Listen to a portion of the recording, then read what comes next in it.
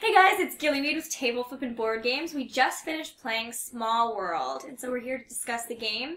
I'm here with the winner, Game Face Killa. I just want to talk about the fact that I got second only by, what, 4 points? Yeah. Yep, so, I mean, you know, pretty much the winner. Also pretty much the winner. As always, we've got Ogre yonder as well, and we were joined also by Boss and Fame and Fortune this week. Alright, so with that, let's take it away with the discussion. Game Face Killa. Small World, it took me a second to remember the name, is a game produced by... We just ate, it's fine. Yeah, exactly. Days of Wonder Games, which I wasn't surprised to find out it's not just an American company, it's also based in France as well. So it does, which makes sense because almost all of their games have this very European flavor. For example, this one was... Wait, yeah, what do you mean by European flavor? Hold on. Ah, yes. So, it was one thing we elves talked in about. Europe? Exactly. Yes. So, basically, there's two main types of board games that everybody kind of divide things up into. The first is Euro games, which is this type of game. They tend to have very simple rules. They tend to be short to medium playing time. They tend to have players indirectly affecting one another, although this one's a little bit more direct, I think, than some of the other games. Just a little bit. Yeah. Pillaging. There's physical components that are abstract, which makes sense, like if you think of games like Catan, the resources and things aren't really very realistically portrayed. Right. Mm-hmm. And games like this, where, you know, your victory points are also your resources that you use to buy races, and, you know, if you try to think logically about it, it doesn't make a whole lot of sense, but there's a lot more abstraction to the components. It does try to downplay luck, which in this game there's really only a very little bit of dice rolling, right? So yeah, except every turn. Yeah. But you choose. You don't have to roll dice That's either. true. Yeah. You make the choice to test your luck. And then usually there's a little bit more focus on victory points, and they have to do with kind of economics more than military. So those are, and that's separated from what they call Ameritrash games, which are usually longer, more text-based, more military-based. They usually cause a lot more drama during the game. So Battlestar? Yeah, so Battlestar. Monopoly. Exactly. You don't talk about Monopoly. That's not Yeah. Too much. But Days of Wonder makes quite a few really popular games. Small World's very popular. Ticket to Ride is a pretty huge game. They've recently gotten into some online, creating online games as well, which we could talk about that a little bit, because we've played the Small World version on Steam as well as the Vassal version. I believe they're just coming out with a new version of that. Yeah, in beta. Yeah. Small World on Steam? Yeah. Oh, thank God. And it, really what it is just basically the whole game together, as opposed to the original was just not as many. You couldn't play as many players, or there was a limit on the number of players. And there's a limit easy ways to crash it. There's a limit on the ability to actually play the game. Yeah, it was not a very successful run the first time we played it. But this game was created by Philippe Keyaerts. I think that's how you say his name. He's a Belgian game designer. And he actually created this game that was actually historical based called Vinci. And I believe that it actually had historical, like, clans or cultures, I'm assuming, that you could purchase. And then they decided, well, let's just turn this into a fantasy-themed game. So they used the same rule set and then just created fantasy races instead of, you know, real cultures. So I think it was more of a hit than the actual historical version. Nobody wants to do Less actual. right. Less educational, maybe. Yeah. When did that game come out, do you know? I don't know. It looked pretty old, like maybe in the 90s or something like Really? that. Have you played it? Like No, 20 I'd never years. even heard of it. I didn't even know this was an adaptation of another game. Yeah, I Until I was actually, looking up. somebody in chat mentioned it, and I Really? went and looked it up on Board Game Geek, and yeah, it looks pretty neat, but it definitely looked like an older game, so I was kind of curious that it was the spiritual predecessor to Small World. Yeah. He was a French too. He was French, the guy in our chat who Oh, mentioned okay, it, so okay. maybe that's why he was really into Oh, Small yeah, World. yeah. Shout out. Thanks for hanging out with us. Yeah. Definitely. Vinci? Not Vinci, Vinci. like Okay. Leonardo d. Not double venti mocha. Oh, no. Vinci. Got Yeah. But this is, and it's kind of interesting because I think there's a lot of, it definitely reminds me of Euro games a lot, some of the things that I really like about Euro games, and then some of the things that I'm frustrated by Euro games, but overall it has a really unique flavor. I don't think there's really very many games I've played that are like it. It's really interesting. Yeah. It's also really easy to teach somebody how to play that's playing for the first time. Yeah. You know, you can really just, especially if you're not first or second player, by the time it gets to that third or fourth person, you've seen kind of how it works, and you can just sort of, especially if you have any background in gaming at all, you can just go right into it. It's really easy. So speaking on that, I was the new player for this. I played it one time years ago, and so it really was. I didn't remember anything really about how to play it. And on that note, I was kind of surprised. I felt like it was going to have a high learning curve because the way that you have both the races, and in each race has a special power that attaches to it, and so it's always different every game. I was kind of concerned that that was going to have a high learning curve. Okay, what's going to make a good combo? How will I know what a good combo will be when everyone else... You guys are all pros. You've played this game a ton. So I picked this game. So. Right. I was fairly concerned that I wouldn't be able to figure it out, but maybe, I don't know if either it's possible to make nearly every combo work pretty well in the game. Like, it's designed in a way that pretty much you can... it's easy enough to navigate that you can kind of figure out what will work, or you can still make pretty much anything work in the game because of the way it's designed. Or maybe you guys just were excellent explainers. I didn't see that learning curve as badly as I thought it was going to be. I have to actually, compliment to the game designers here on this, because we'll play Smash Up at some time on this show, and Smash Up, there are just some awful combinations that if you get them and basically the deal is Smash Up is you have 2 decks of cards that you've shuffle together, and that's the deck that you play the game with. And the decks are all random, and if you get a combination that's bad, you're just hosed the entire game. Yeah. And in this, there are some combos that are bad. We get to choose between 5. But you get to choose between 5 of them. Or 6. And you don't have to, if you see a dud, you don't have to pick it. Yeah, right. Exactly. So the ones that aren't that great get that accumulation of gold if they get skipped over 4 or 5 or 6 or 7 times. It's almost worth it to pick it, to just get it, go, and then decline immediately, and then go again. Yeah. So that's a really nice built-in mechanic of the game, is that it incentivizes you to pick the ones that aren't so great. I feel like we were skipping ones that weren't all that horrible, just because we thought some of the other ones. That's what I couldn't figure out. The Triton. She got like 19 points on the Triton. 11, 12, 13, 14? Holy crap. Wow. Where'd that come from? The Tritons, man! And the ghouls, too. The ghouls, I wanted the ghouls, but Game Face Killa took them first, and I was very disappointed with that, because I was like, ghouls would be awesome, because they left the forts behind after going. Yeah. Oh, you're talking about the trolls. The trolls. Oh yeah. We could never remember the name. I was going to take them, just play them one turn, get more race and decline, and then move on to the next one. And then you took them, and I was really disappointed. I don't know how they got flying Amazons. Yeah, they were parachuting. Amazon airdrop. Yeah. That was pretty awesome. So, I guess we should kind of start at the beginning of the game. So this was a very unusual start to Small World, at least in terms of games that I've played before. Because you weren't first player? Because I wasn't, first of all, because I wasn't first player. Show your ears. So, I had to do the I'm sure you can overlay something there. But so in Small World, technically speaking, the person with the pointiest ears goes first, which means when we play, I always go first. So that was unusual. But no, that's not what I was talking about. I was talking about that on the first turn, all of the combos basically were pretty good. Yeah. We skipped over some that, like we're talking about now, weren't that bad, but we just skipped them for some reason. But all of the combos seemed to get people really going. And, I mean, on the first turn, you made, 13 points or something? With frightening. Those, those wealthy... I had no idea that I guess it was mostly just that special power that gave me 7 that one time, but... And when I went, so I got the... what did I get? The Stout Sorcerers first? Right. And so that was something that I've also never seen before. So I've never actually used the Stout mechanic. What Stout does is, so Stout attached to your race allows you to immediately go into decline at the end of your turn.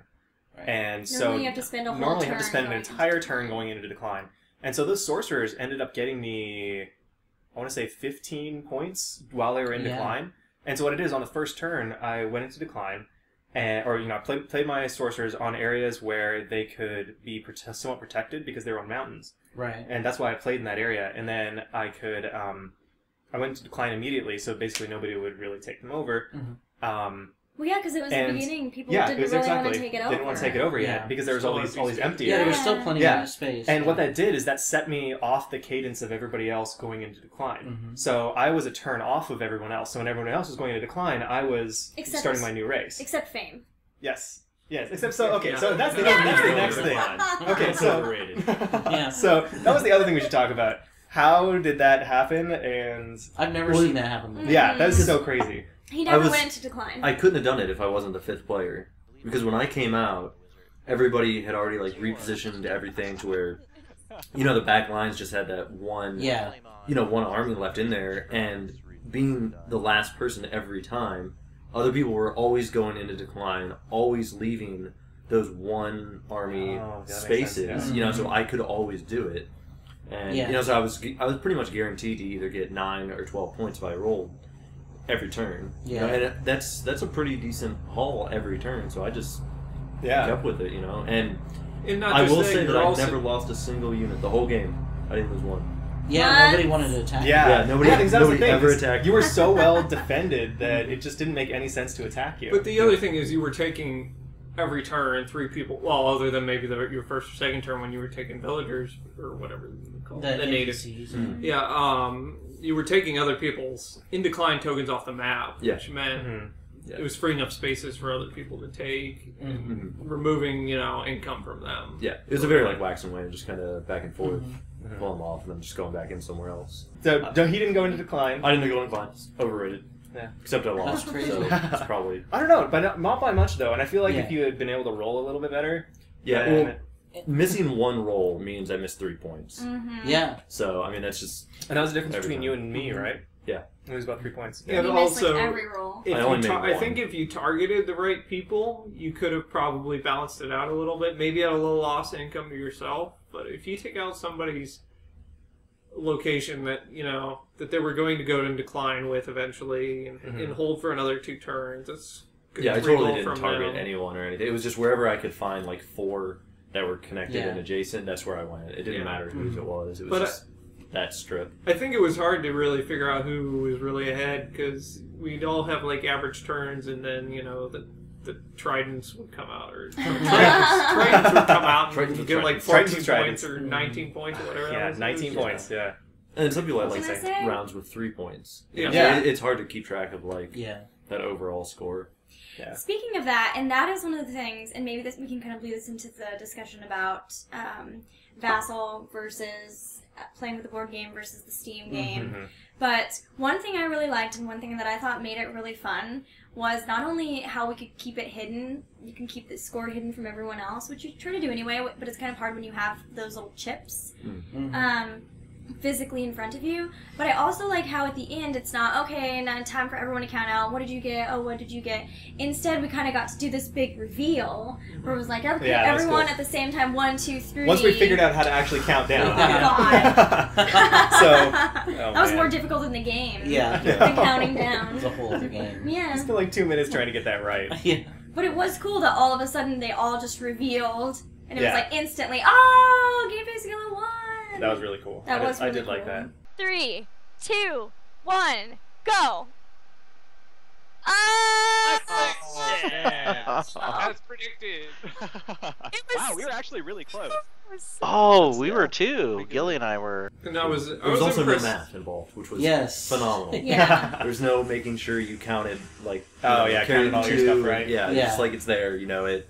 It's good. And I mean, it took a little bit to get used to the interface. We had played something on Vassal before, but I had not played Small World on Vassal. And once you got used to the interface, it wasn't too bad. The accidentally stacking your armies on top of other person's armies is a little strange. Yeah. But, I mean, I'm sure there's limitations in the system, and it really wasn't that bad for playing the game. The chat seemed to keep history of absolutely everything in case you want to go back. And, it worked pretty well. It worked a lot smoother than it. That worked better, I think, than the Steam version of it. For sure. I haven't played the Steam version. I don't know. For me, like on my laptop screen was relatively small, so I had to like kind of move stuff around constantly. But if you were playing it on your desktop, where you had 21-inch, 24-inch monitor, and you have a lot more space and resolution to work with, I think it'd be fine. And especially if you had 2 monitors, it'd be awesome to be able to just have everything up and all the the information about the different armies and stuff, because I had to kind of switch back and forth through them. But if you had more real estate on the screen. Yeah. It's a really good system. That's and what it's free. things. Yeah. Well, So, yeah. Other than you're supposed to buy the game. Yeah, Yeah. we always advocate. Please buy the game Yes. first. Support your game. Yeah. Game. Support your local You wouldn't game. download a board game, would you? Precisely. No, So- but I mean, we were playing in the same room, in the same house, and we're talking about it now, so we still get the in-person discussion and stuff like that. Yeah. But Yeah. I mean, it is. I mean, there's something lost when played online. I will say That's that. true. And I would like the ability Skype. to play with. I mean, we practically do this, but I feel like we're all together, maybe like have something that we can actually play the game on in front of us. That Like I a like the giant physical surface pieces. table. Exactly. Yeah. I like the physical pieces, but some parts of it are just so much easier to do Yeah. with the virtual game. Yeah. So, yeah. I think one of the things that's easier is getting those stupid tokens out of that little tray. Oh yeah. It's so hard. Yeah, trying to like, get your Play the fingers down in physical- there, yeah, and they get stuck, and you're like, or you like try and flick them out, and you end up knocking them all over. And Yeah. clean up. Yeah, is clean up probably is a the lot key. easier. Clean I up. mean, Nice. if you Click really the think about it, X. that's like an hour of time. yeah, To get everything set up and get ready, and when you're done, getting it all put back in. yeah, That's an hour, half hour before, half hour after, and this you're done. yeah. You know, that's awesome. Well, as long as you get into the game correctly. Yeah. There were some technical difficulties. That was Technical that was difficulties. just for our audience. Our audience's Benefits. benefits. Yes, Yeah. making sure that everybody was in the right order, because otherwise our players would have been in a different order from the Yeah. videos. Mm-hmm. But And I have played the iPad version, and it's a lot smoother. I think. With, oh yeah. Yeah, because I think it's because it's the touch. Things run a little bit more smoothly than with the Steam. It wasn't quite as glitchy, but and I have heard that they've released some patches and things. So Yeah, I haven't played in a while. It was Yeah. there was some really annoying thing that the Steam one did, like it had to replay everyone's turn when you clicked Oh, in that's or right. something Yeah. like that, and it would play it at this glacial pace in my Yeah. opinion. Like, yeah. And there were also menus that if you went all the way down, you couldn't get back out of. Oh, Oh yeah, So so you you're just just had to, stuck like, in the menu and you had to All that restart. four out. Yeah, it was the most. Oh, and none of the buttons actually looked like buttons. That's Yeah, they weren't like highlighted or anything, and they didn't mouse over. No, you just had to figure out what part of the screen you needed to click on. well, It's it a was- game in itself. It was a- There's Yeah. something with the Adventure. chat window, like if you send a zero-like message or something like that. Oh it yeah, they would crash. just crash. Yeah. Oh man, yeah, it was No really talking. glitchy. Yeah. No chatting. No chatting.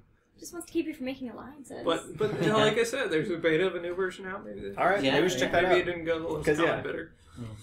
Yeah, and it was it $9.99, $10? I forget how much. Yeah, I don't know. I think It it's, seems I think it's 10. Pretty good. Can you? Does it have like online matchmaking? I think so. Yeah. Right? That's neat. Mhm. Ooh. I'm pretty Sure sure you I did. saw.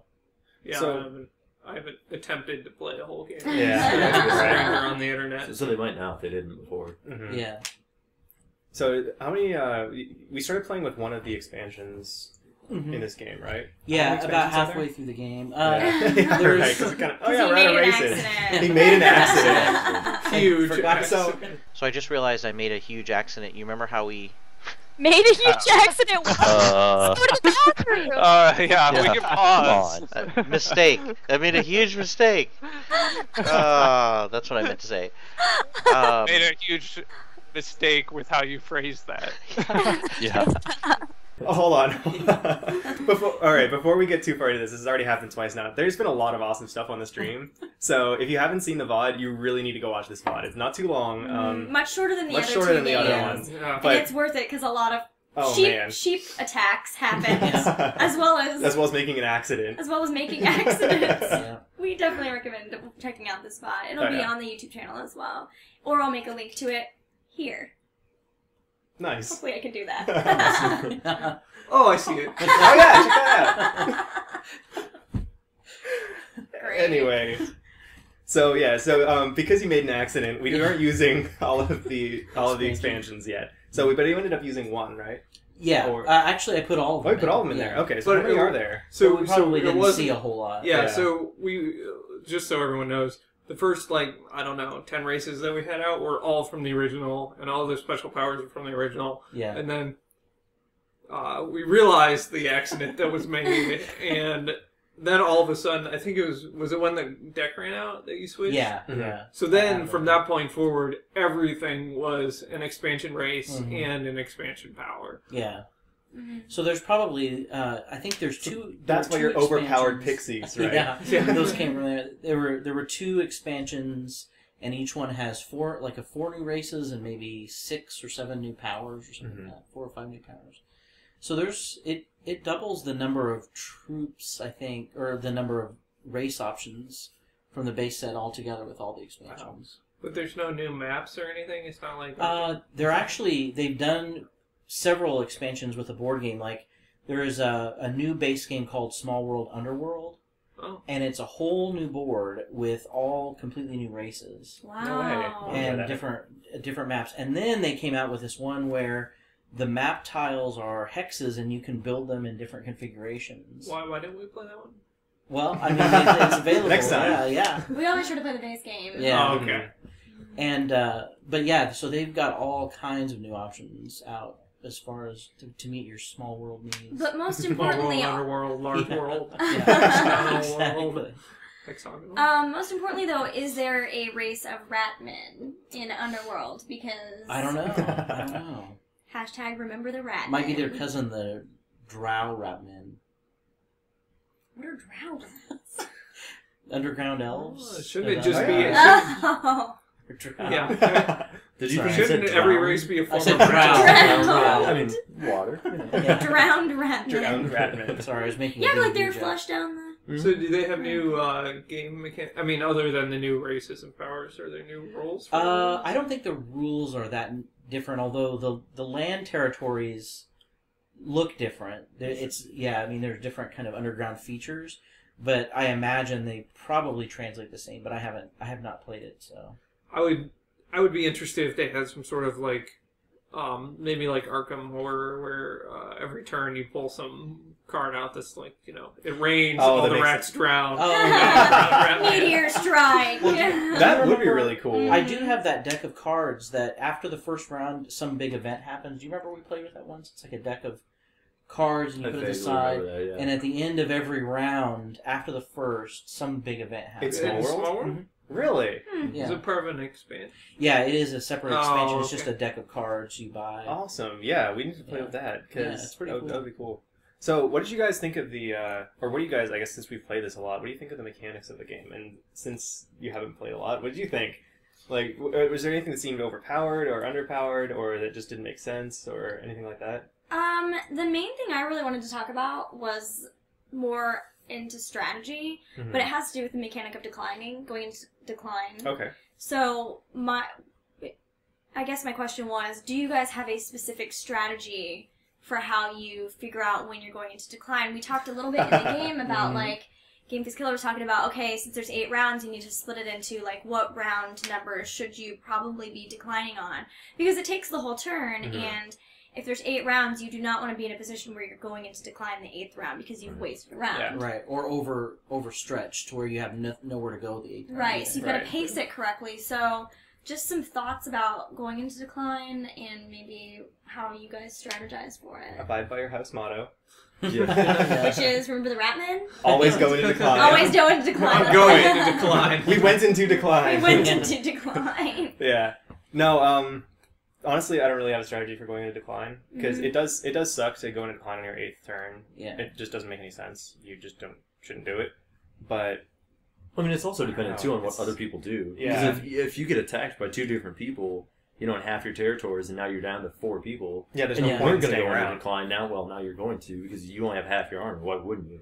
Yeah. So it's really dependent on that too. I guess we didn't really see too much of having your stuff attacked. Your main area wiped out. Yeah, I would see okay, my decline stuff gets wiped out, but generally in this game, I didn't get attacked ever where I was getting a bunch of my troops back. I think that's interesting. Well, there was a lot of kind of things that got pulled together that worked and synergized really well. Like if you took over a mountain, you would get +1 victory point, and it took 1 less to invade the mountain. Mm-hmm. So that person would. Yeah, it was really weird. That those combinations came up a lot. So you'd invade the mountain, you'd have that +1 to defense, and it was easier for you to do, and it was incentivized. So it was like everybody was going off to their own sections and only picking off people that were in decline. So it didn't really matter. Yeah. Right. And it wasn't affecting those active armies that were out there. It's interesting because doesn't feel, because the active armies are always much bigger. Mm-hmm. So really, there's this part of the mechanic built in is to go after the ones that are already in decline. Mm-hmm. Mm-hmm. And I don't know if you want to speak to this psychologically, but like it's kind of nice because it makes, even though this is a very competitive game, only your stuff that you're not currently using is the stuff that usually gets attacked. Right. So it feels it's kind of like it feels less of an affront, like, oh yeah, you're taking over my stuff that I'm already done with, rather than holy crap, you killed my guys. And I do like that because I don't really like competitive games, right. or at least ones that are so competitive that you almost feel like I'm being he's just targeting me, right? Like Settlers can get, right? Yeah. And I did like that for the most part. It was like, oh, okay, well they're already in decline, they were going to go away anyway, and so you don't feel as, I don't know, hurt. Singled out. Singled out in this Your armies game. in decline are on borrowed time, and you know that. As soon as you go, you know they're gone. Yeah. You know, they're not going to last 2 turns. You know. And even if they did, you're going to go in decline with your main race by then anyway. And then they would just go away. Yeah. Except for those skeletons. Except for when they don't. Yeah. So but, yeah, I generally think like you want to spend a couple turns with your race that's out there, unless you have some really powerful ability like the pillaging orcs had, right? Where you want to just, as soon as you go into decline, you don't get any benefit from that racial ability at all anymore, or the racial power, I guess, both of them. But you want to. It seems like you want to spend a few turns. Take this with a grain of salt because I lost, but you want to spend a few turns kind of spreading out, right? So that when you go in decline, you're not removing a whole bunch of pieces from the board, and you have some dominance over some area. But I mean, you understand that they could disappear at any time. Right. But while they're out there, I mean, at least for a turn or two, you're hoping that you get a sizable, 5 gold maybe a turn. Yeah. And I felt like some of the reasons that would keep that when I would start thinking about going into decline would be when I was down to maybe only being able to take over 2 territories at the most in Conquest. Once I'm down to that point, then I should start thinking about how I'm going to do it, when I'm going to do it, if I want to do it that turn or sooner. And then also some of the powers, if you're a spirit power, you want to try to get spread out as quickly as possible, go into decline, and then get your second race started so you can put that into decline. And then there's things like the trolls, which the thing that I thought this will be the thing that will help me with this race even when they go in decline, they still get their strongholds. So that would that was really, really strong. Do you feel like it's a good idea to try to get on a different cadence from everyone else, as far as like you were in decline at a different time than everyone else? Do you think that strategy has some merit, or do you think that it doesn't really pan out?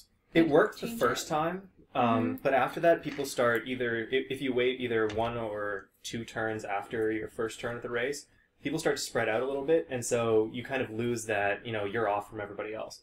But it does help, because if you're going later in the turn order, then you're able to just roll over people who are in decline. So that does help you take over more regions. But yeah, I don't know. Going in decline is really hard, because I really wish, so this is actually one thing that I would love to know why they made this decision, is that going into decline takes an entire turn. Right. I really wish you could just, the ability that I had, the stout ability, I really wish you could just do it and then go into decline. And then next turn you could pick up your next race. It does feel like you waste a turn. Right, because so if you go into decline 3 times, then, 3 out of your 8 turns are you do nothing. Right. Which is kind of lame. Huge. Like, I really want to play the game, not sit around and do nothing. Twiddle your thumbs and do nothing. And like, I feel like if everybody had that ability to go into decline at the end of their turn and then pick up something else, it would be more, it wouldn't imbalance anything. At least this is my gut feeling. It wouldn't imbalance anything because everybody could do it. Yeah. So you would just be constantly rolling over each other, which seems like it would be fine. And if you have all the expansions, that stack of races and abilities, it gets huge, it gets really big, and you're not going to get through all those. Yeah. If you're playing with 5 people and you're losing a third of your real effective playing time, you're never going to get through those. So it'd be a lot more fun to cycle through and see all the combinations. That's the thing, and with fewer turns, you don't have as much of an ability to come back from an initial, man, everybody took all the good races, I'm going last, and I got nothing. Yeah. So, so I feel like with that change, maybe we can make a house rule and play it that way sometime. I don't know, because I think the decline might be important for a couple of reasons. One, the main one, I think, is maybe so that people don't just grab a race, set them down in, like, 3 areas, and then, like, go into decline and then get another one. And so then you can't... I think it promotes board turnover to where you're actually not just sitting in your same corner holding stuff. You're actually, like, going after each other a bit more because you have to spread out. So I think most of us had 3 races during the game, except for the pillaging orcs. Yeah. Pillaging! I think, did the other 4 of us have 3 races? I had 3. Yeah. It was just... 3. It was just a matter of when we went into decline the second... Well, both times. But say you got a whole turn before you went into decline... that would maybe make us have 4 races in the game, right? Because we'd probably play 1 turn playing on the second turn, expanding some more, and then go into decline, right? So I would imagine we'd all play 4 races during the game instead of 3. But I don't really think that would... I mean, there'd be more, since we'd be going into decline every 4 turns instead of every 6. I mean, going into decline twice every 4 turns instead of every 6 or so. There'd probably be more spaces freeing up, but I think... there'd still be a decent amount of attacking and each other's in decline pieces, or even active. Maybe that would promote attacking the active pieces a little more. It might, because if like you were saying, every turn you could change out your race, and that would mean that every turn. So if you started doing that on the first turn, then every turn you would be kicking off your 3rd race from being in decline. Yeah. Which means that your first race that you get, which is at its strongest when it first comes out, you could use to just nuke somebody, basically, and take them off the board. So maybe they wanted to keep it from being that competitive. That's true, yeah. Like the game designer wanted to... We should try to contact him, her. Yeah. Him, Philippe.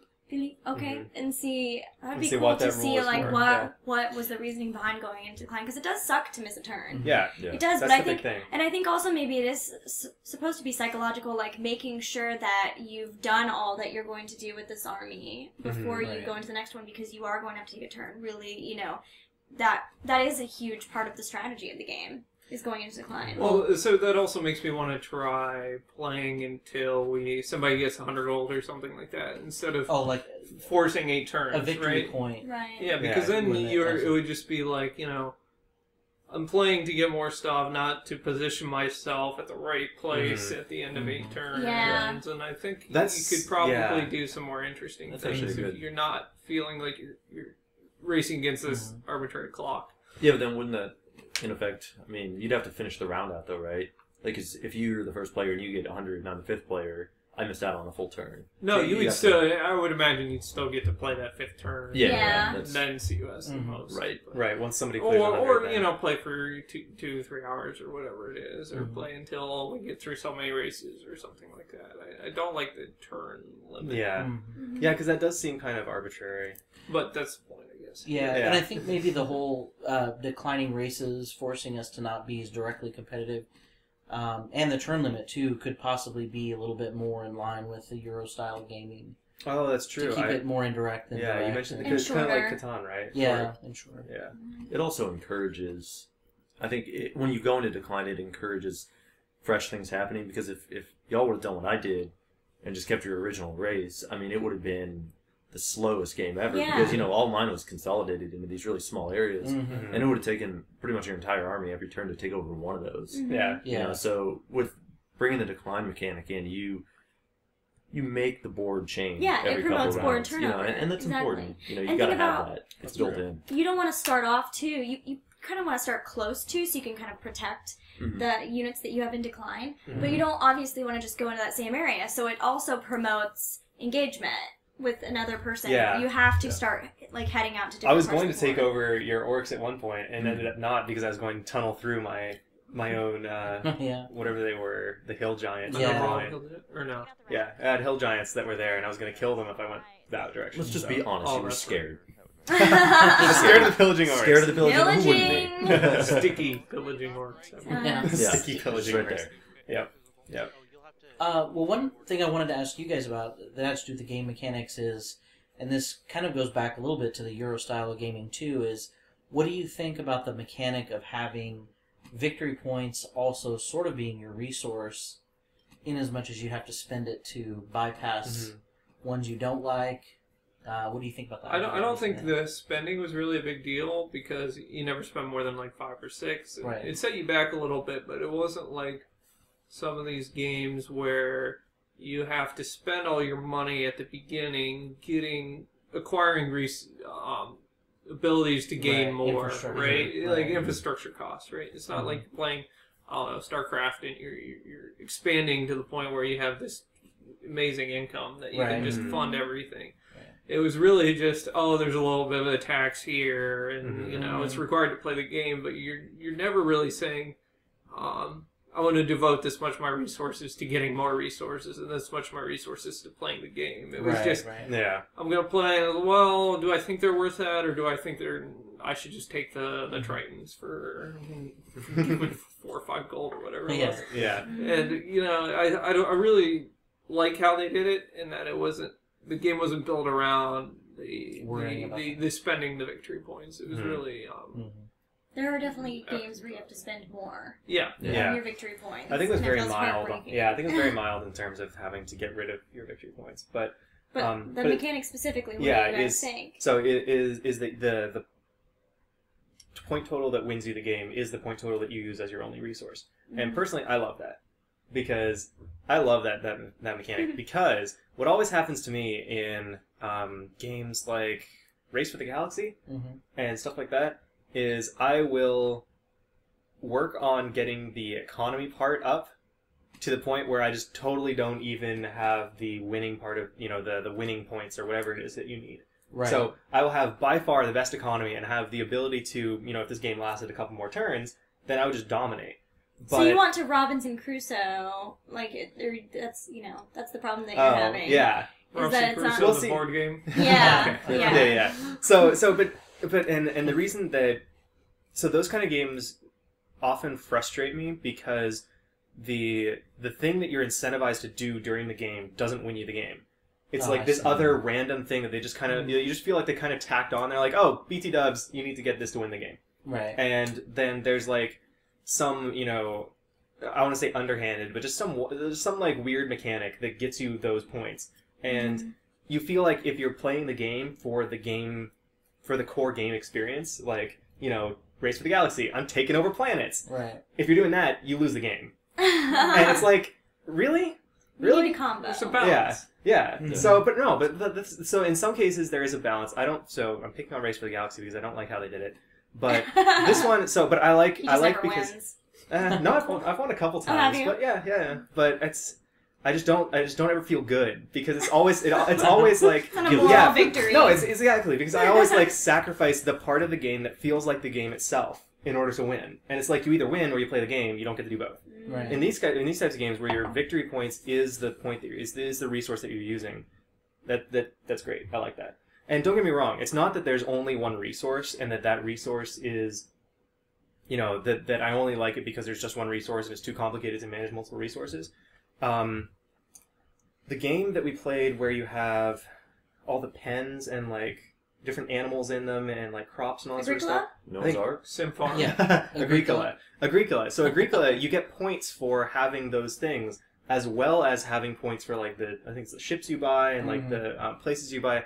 That's awesome. I love that because the things that are letting you play the game, your crops and your animals and like all this other stuff, also help you win the game. But Race for the Galaxy does that. No, it doesn't. There are cards that give you victory points as well as a crappy amount of something to help you play the game. It's either like lots of victory points or lots of playing the game. It's like never a balance. So the fact that they only have one, you know, so I like this. I like how this is done. It's not like, you know, so you get these victory points and you use them to buy resources or you use them to buy new races and you know, you get victory points for having control of regions, but what wins you the game is having taken certain places on the map, or having collected like some random items that you can buy with your victory points, or something like that.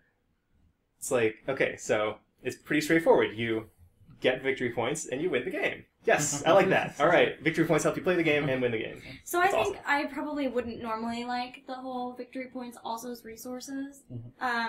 But because this game is so abstract, normally I'm not a big abstract. I prefer the realism like Battlestar Galactica or Robinson Crusoe. But I think because it's so abstract, it's almost just like fantastical, which is kind of how it's supposed to feel. So I think it works for it in this case. I think the best feature, to me, the best feature is, I guess it's Euro games in general, is that lack of a reliance on luck.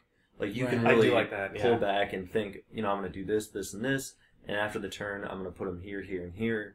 And, you know, it's not somebody that's going to come in and roll, you know, 2 6s on a d6 and just roll over your entire army with, like, 1 foot soldier. You know, because that, it's great when it, you know, when it's you doing that, but it's also, like, it's so up and down that it's hard to plan. And so I think this game is a game that really rewards thoughtful action. And, I mean, yeah, there is some element of randomness, but it's not really going to break your game. It's not going to make your game. Yeah. You know, so I think that's my favorite aspect of this game, is how really thoughtful you can be. And but you don't have to spend a long time being thoughtful at the same time, which is nice. Yeah. You know, you don't, if you're not taking your turn, you don't have to wait. You don't have to take like 20 minutes waiting for one person to take their turn. Right. Even when you're really trying to plan your turn out, it still goes rather quickly.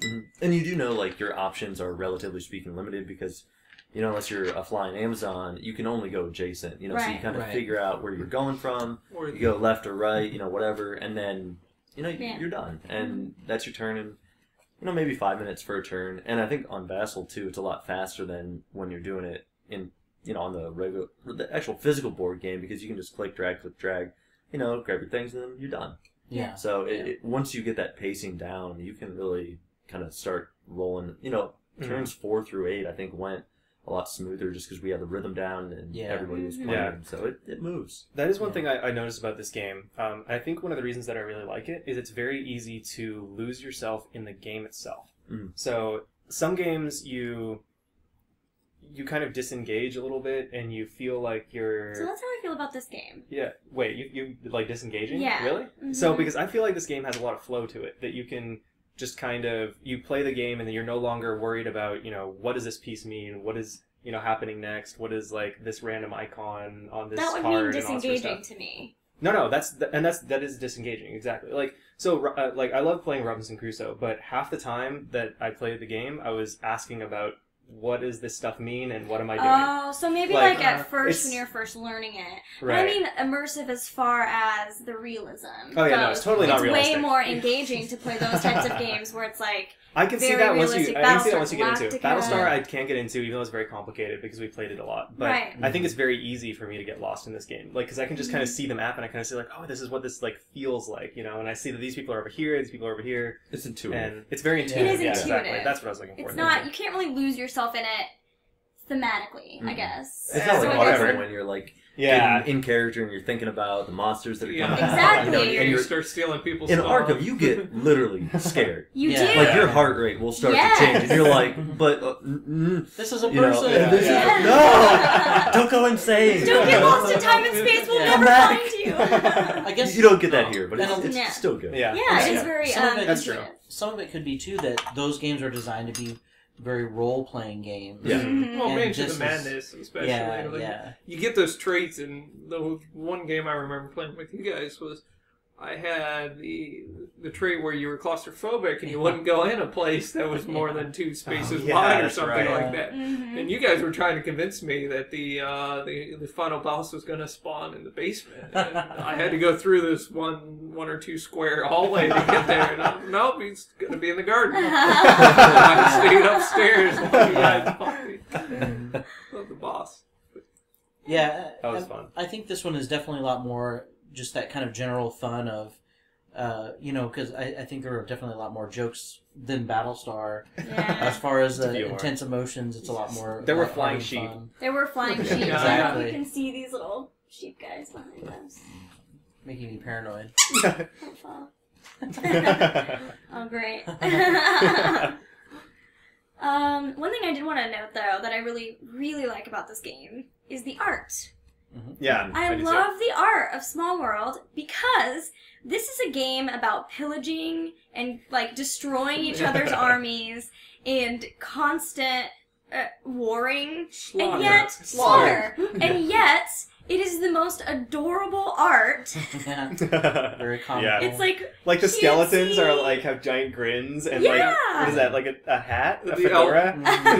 They got like a little red fedora. The elf is on the box smelling a flower. Yeah. It's so While it kills you. cutesy and yeah. It's a game that doesn't it. take itself too seriously. Yes. I like that. That's good. You know, I really like that. you don't.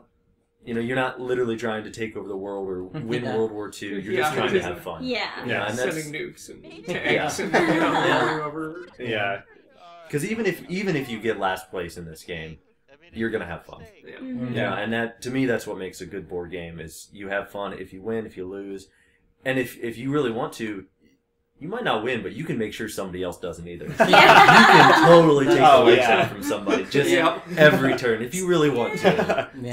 So can I say that there was a proposal at some point, I mean, before this happened, that we were going to band together with either one of you to target the other one to just like totally wreck them and see what happened. Like see if just like lose their shit and Why are you guys flip a table? Exactly. We decided against it, but I don't know. But yeah, you can unless something like that's happening, then I totally agree. Like you can just mess with people or like have fun with the weird race combos. Or Well, like in the first turn, if the first person plays his guys, and then the next 4 people all attack. Well, I'm gonna send my 1 token into decline now. Now that's actually a question. If that does happen, right? If you're the first person, everybody else takes out everything. Arnold, sit down. Do you automatically start with a new race Well, then and there? you would- You don't yeah. You would never actually- lose everything. Yeah, because you only lose 1. So if you had 3 on a space, you would lose 1 and take the other 2 that's back to right. your And you hand. have to 2 to And take then you over would, space. Yeah, then you would either allocate Actually, them or go into the that's time. probably why they did that. Yeah. That's probably why they did that. Make 2 to take over an empty space because otherwise you could be totally eliminated. Mm-hmm. Well, Right, no. right. If So- you have there's the dwarves have 2, and there's other ones that only have 2. Right? In order to take over a. Yeah.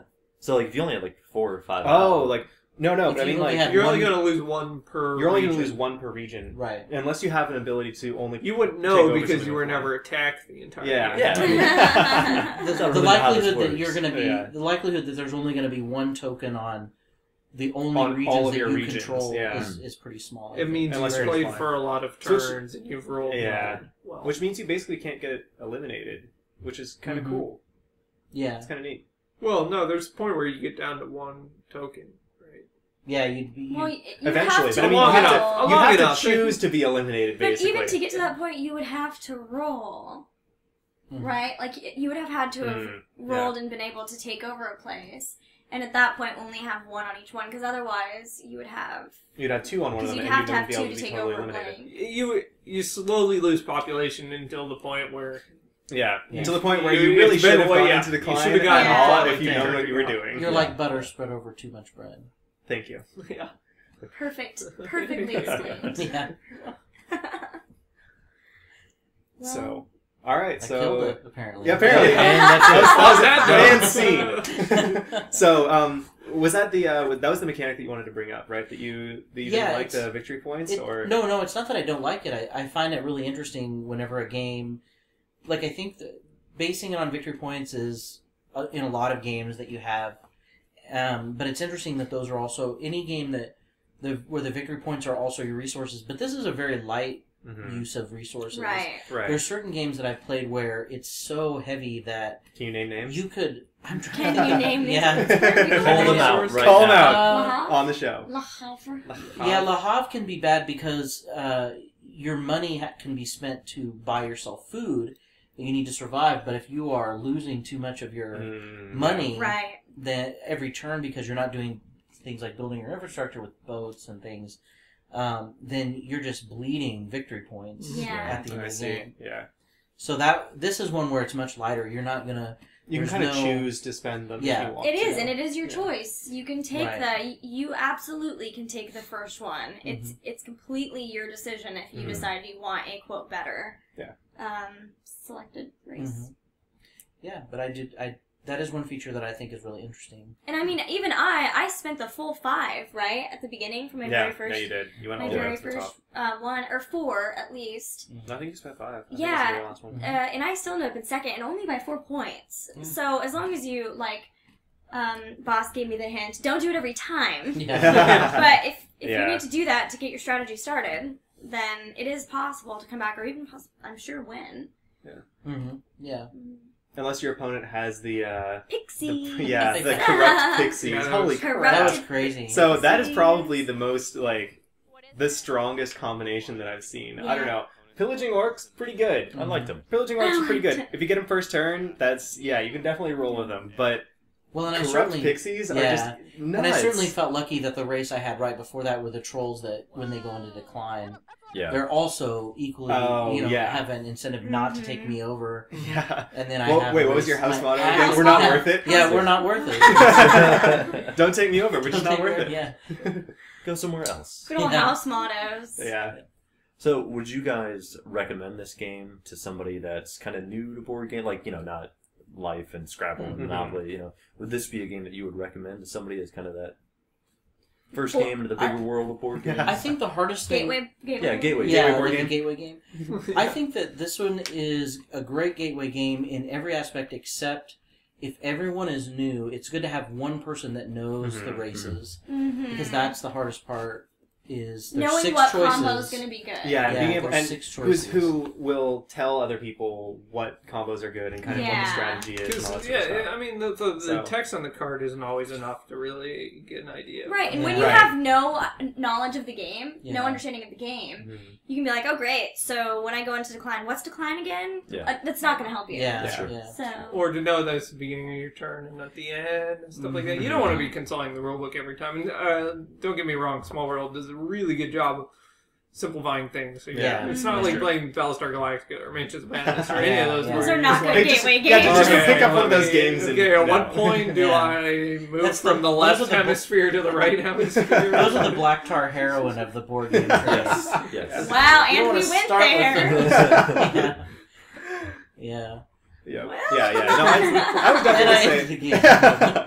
I would definitely say that Small Worlds, is a good one that you can just pick up. Yeah. And it's, especially if you have one person at least that knows it, it's an easy game to teach. It's not quite zombie dice, but... Yeah. Oh, yeah. So I think it's a good one for if for example, you are trying to get more friends into board gaming. You're trying to get more friends. That was a really poor use of Sounds like Faith doesn't have many friends now.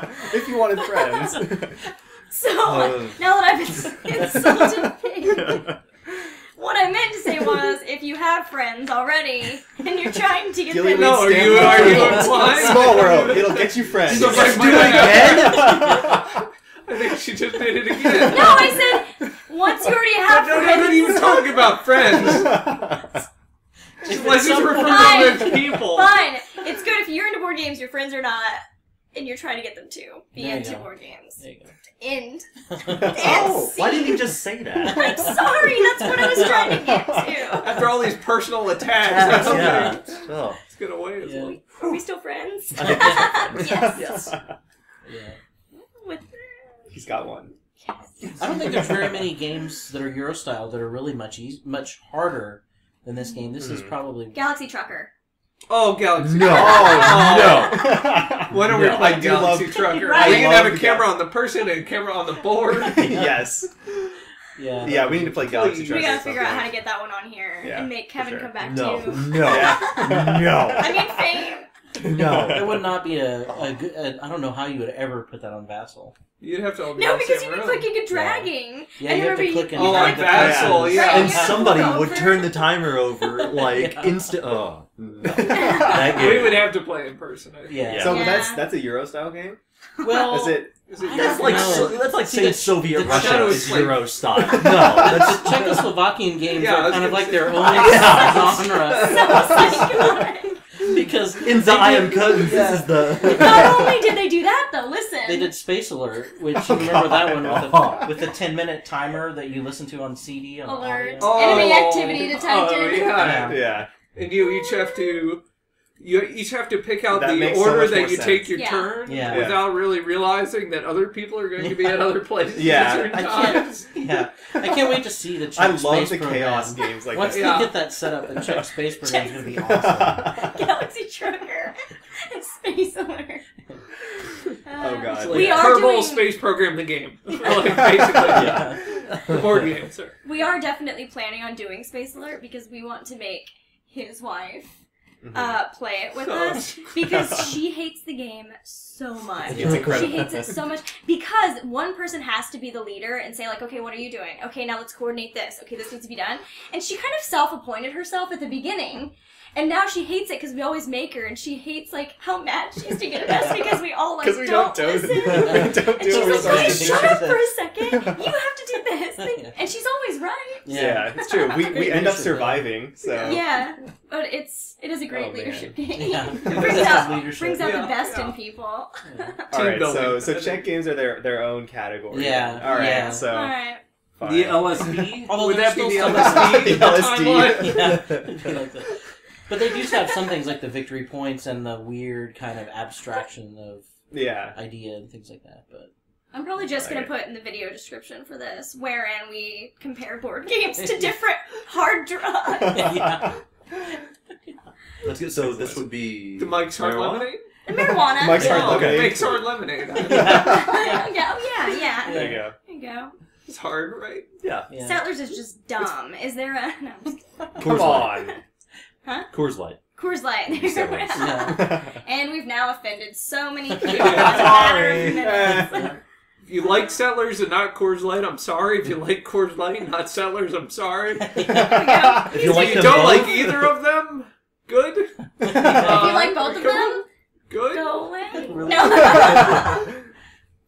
I'm gonna cut that No, we part still out. like you too. What do you like? Just This is gold. What are there's you a talking board about? game for everyone. Yeah. There's a board game for everyone. That Board is game true. for everyone. Yeah. Settlers has its time and place. And that's Yeah. once a year Whatever. I when like you're Settlers. drinking. Like Coors Light. When Yeah. you want to get rid of family members. Nothing does it better. Yeah. It's okay. I like Settlers, and I'm not afraid to admit it. That's okay. So what would be the champagne of board games? Arkham. Mm. The champagne. No, come on. Arkham's gin.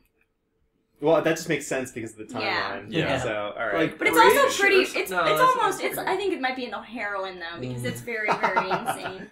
Well, there's Cocaine. card games like Dominion that would be similar to card games. But what is What? the champagne? What is What is High- the high what is the fancy. pinky raising like Yeah. Board Yeah. game. classy board game? I You don't know. guys decide. Yeah, you guys decide. Yeah. Get back Put to it to us. you. Let us Yeah. know what the Full question. champagne of We're gonna board stop. games You're is. gonna take our shovels away here. Yes, Yeah. please, Yeah. for the love of Pitchforks. Let us know what the Take away champagne of board games pitchforks. is. Oh, it's Oh, Trident. yeah. The tridents. Tridents. The tridents. No, the humans had pitchforks. Did they? I believe Did so. they? Farmers? Yes, they did. Like right there. Oh yeah, they did have. Well, but they're not tridents though. They've got 4.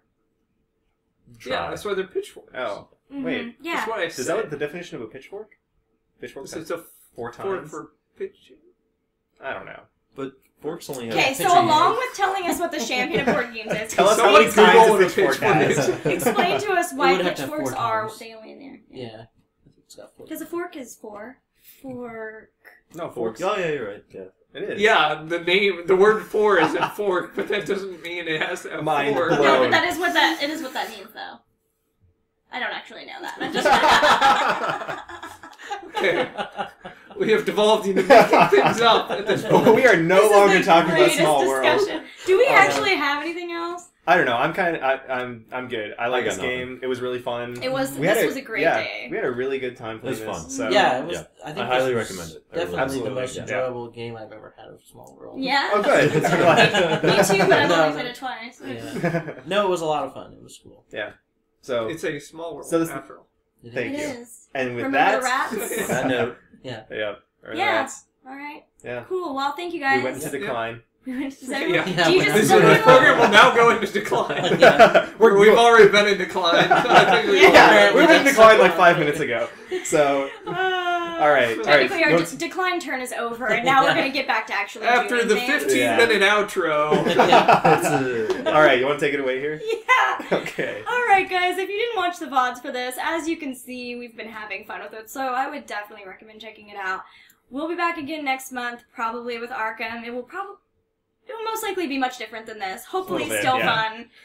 but difficult. A little more insanity, maybe. Insanity, definitely. Thank you guys so much for watching. We hope you enjoyed it. Leave us a comment in the comment section below or send us a tweet, and we will see you next time. Bye. See ya. See you. Later.